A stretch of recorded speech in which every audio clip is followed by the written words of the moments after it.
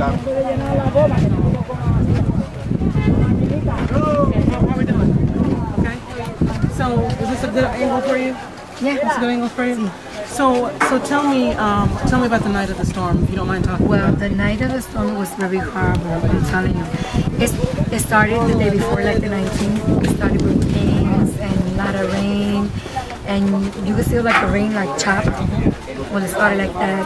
Well, going the next day, when the hurricane started to come, you will feel it was horrible. You could feel it like from all the way down, like down the road, coming up, and it was like so horrible inside the house. It sounded like a demon. It was horrible. So when were you able to come out of the house? Well, we were able to come out of the house like 30th, because the day of the it lasted like 3 days here. It was the day before, the day of the hurricane, and then the hurricane was the 20th, right? The 21st, you will still feel the wind and a lot of rain, a lot of flood.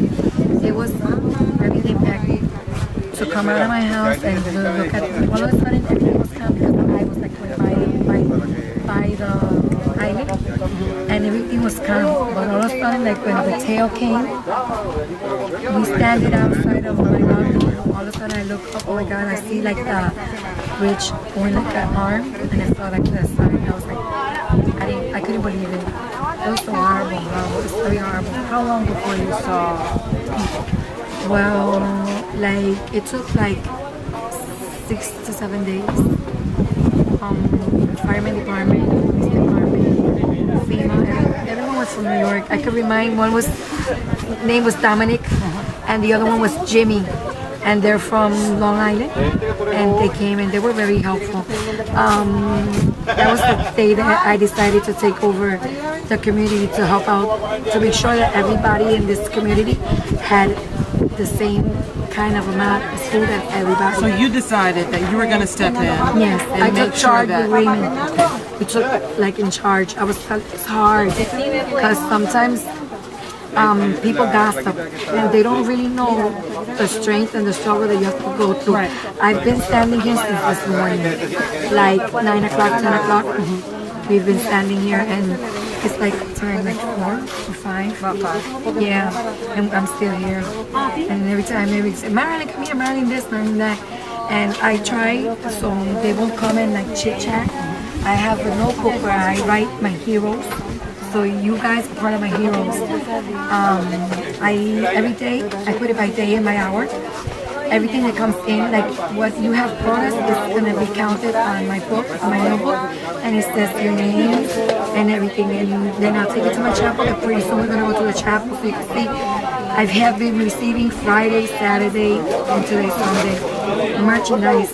So I'm going to hand them. I'm going to make sure that not only my side, the other side of the road has the same. Tell me about when the first people came. When the first people came, it was hard. It was I felt so happy because you know that you're not at home, that you have other people that are really taking care of us. Even though we're part of the United States, your president doesn't think that we're not part of the United States, but we are.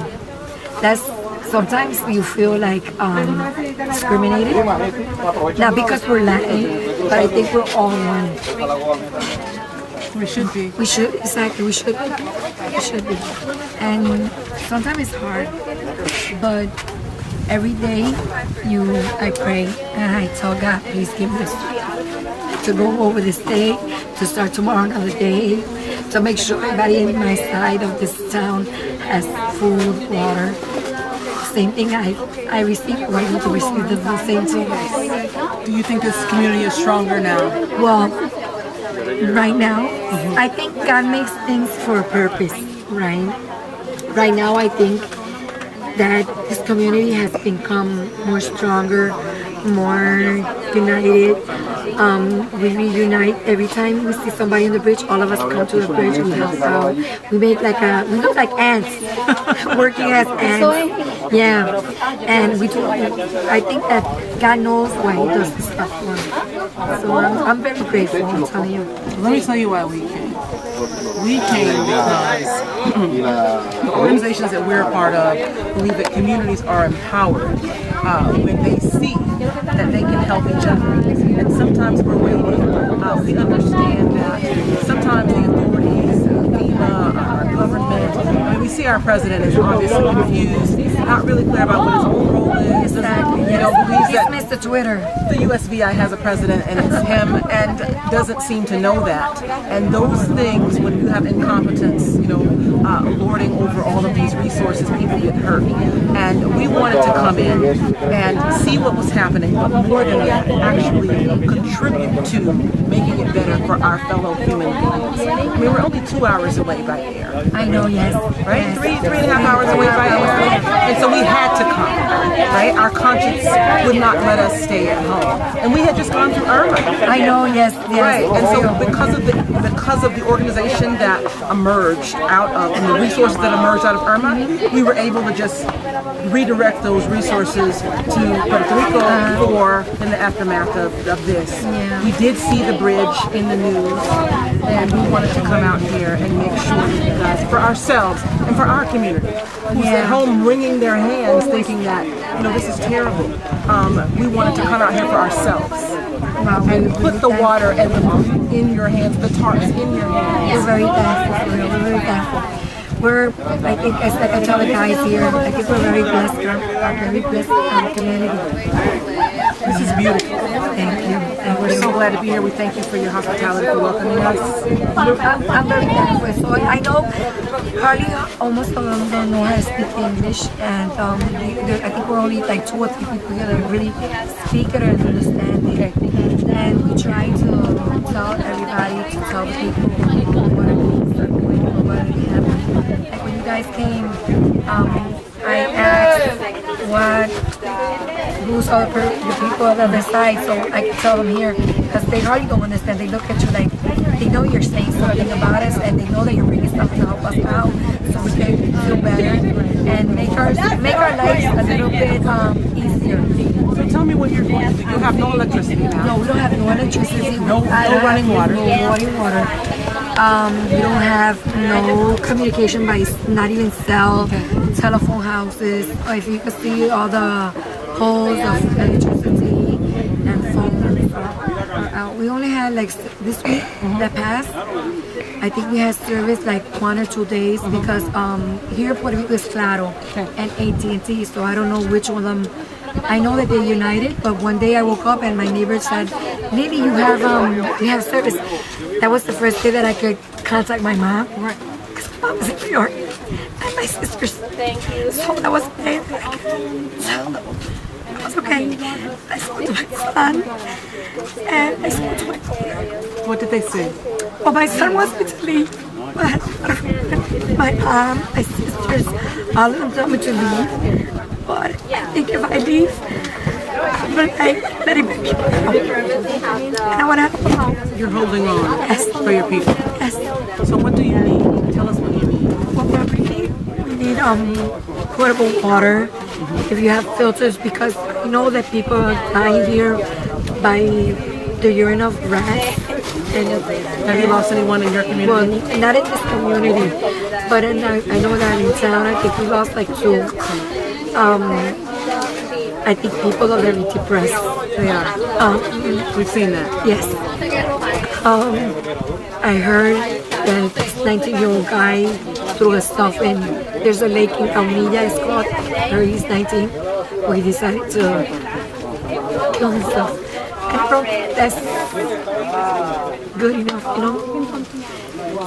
So you need a way to sustain power, right? Maybe some solar. Some solar.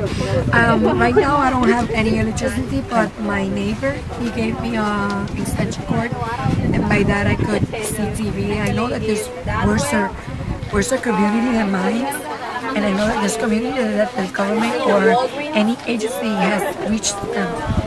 So looking at them, well, it gives me a relief that I say, well, I'm not the only one suffering, or my community is suffering in this place. It's difficult, but you have to learn how to survive. I think, well, everything is for a purpose in life. It makes you a better human being. Because probably this, before the community, you're not used to talk to each other, but you know, because you had internet, the cells. Even though you had like a family living, you see people on their cells and not like giving quality time. And now, well, that's there's a unintended consequence, yes, right? Yes. In the midst of all of this. Exactly. So now you know that what you have to realize, what you're gonna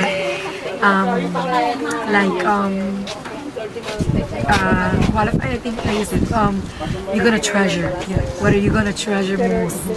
This reminds me. I was telling my husband before that you have to wash the dishes. My grandma used to show us. So you have to put like a pot full of soap and another pot full of water. So you rinse, you wash, and then you rinse them. So now you have to wash water. You have to wash your clothes by water. And you say, wow, well, my grandparents went through. Now I don't have to live it. So there's no electricity. There's no way you can put your washing machine or your dryer. I was a person that I had a washing machine and a dryer.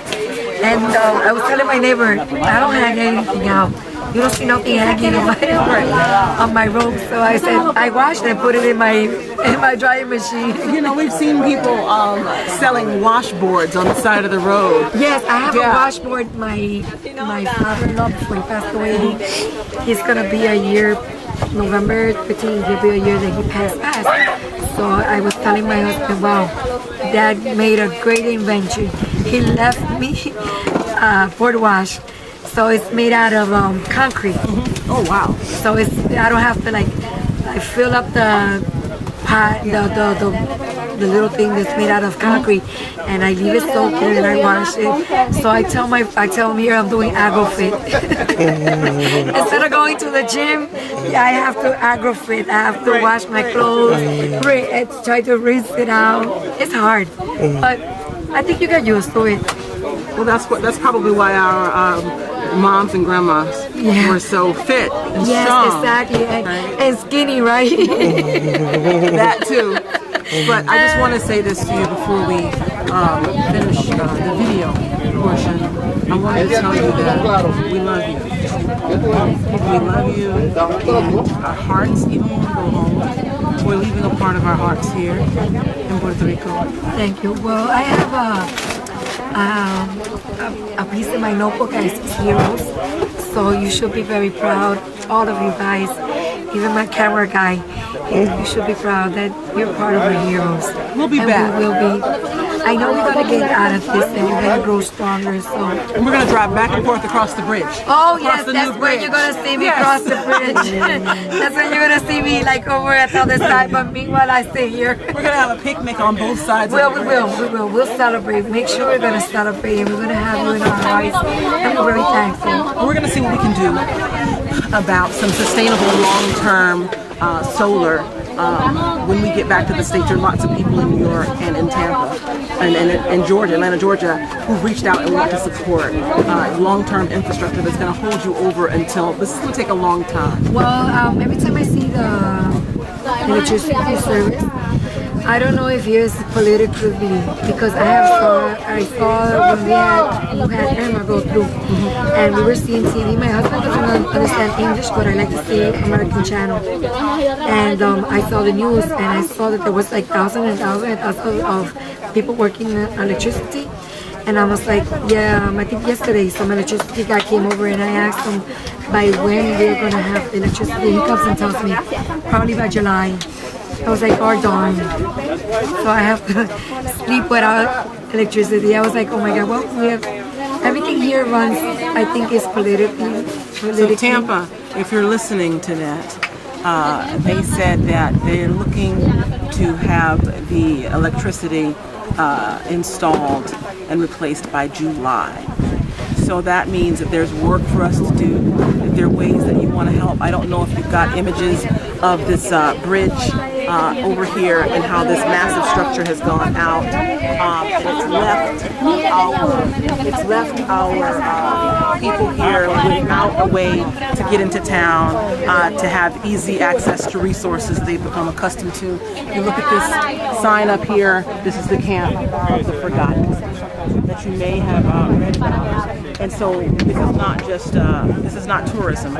We're here to lend a hand, and we're going to need you to help us build some infrastructure that's going to support these communities going forward. A year is a long time. So you guys, we know what to do. And so that's your charge. And when we get back to the mainland, we'll talk about ways in which we can generate and raise the resources to bring in this long-term infrastructure. We're not here, this is not ecotourism. We're here because there's work to be done, and we're going to bring that task back home, and we'll sort out how we can go about this together. Thank you.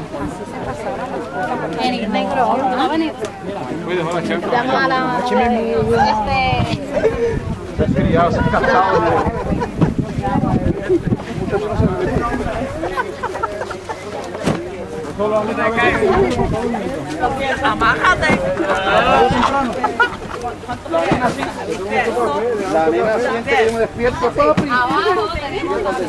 Café y chocolate, imagínate, muy interactivo.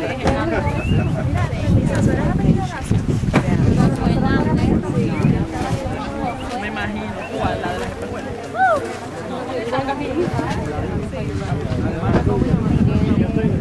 Y es la de los risitos está jodido. Mira el de Gloria.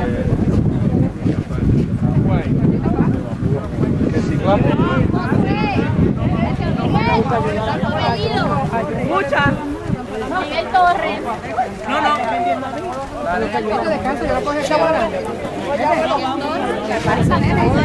Mira, salieron mejor de nosotros como nosotros nos fuimos. Mira.